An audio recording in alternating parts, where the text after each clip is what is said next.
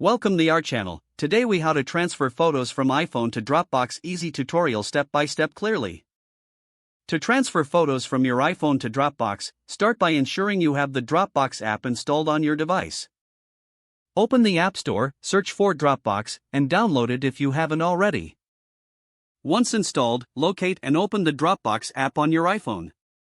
If prompted, sign into your Dropbox account or create a new one if you don't have an account yet.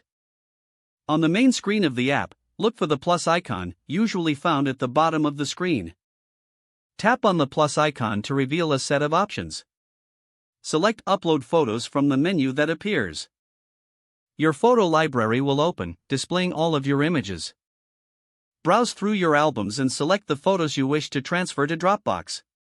You can select multiple photos by tapping on them. Once you've made your selections, tap Next or Choose in the upper right corner. You'll be prompted to choose a destination folder in your Dropbox.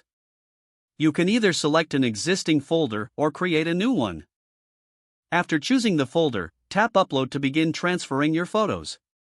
Wait for the upload process to complete. This may take a few moments depending on the number of photos.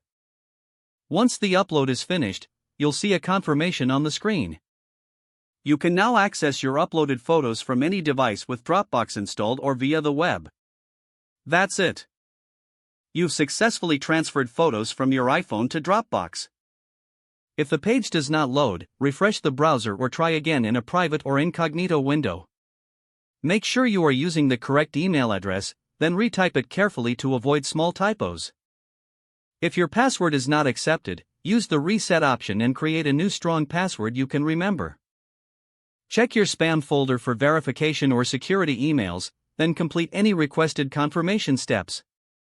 Enable two-factor authentication if available to improve account security and reduce unauthorized access risk. After signing in, review your profile details so your contact information and settings are accurate and current. If you see an error message, note it down and try again. Log out when you finish, especially on shared devices, to keep your account and payment information secure.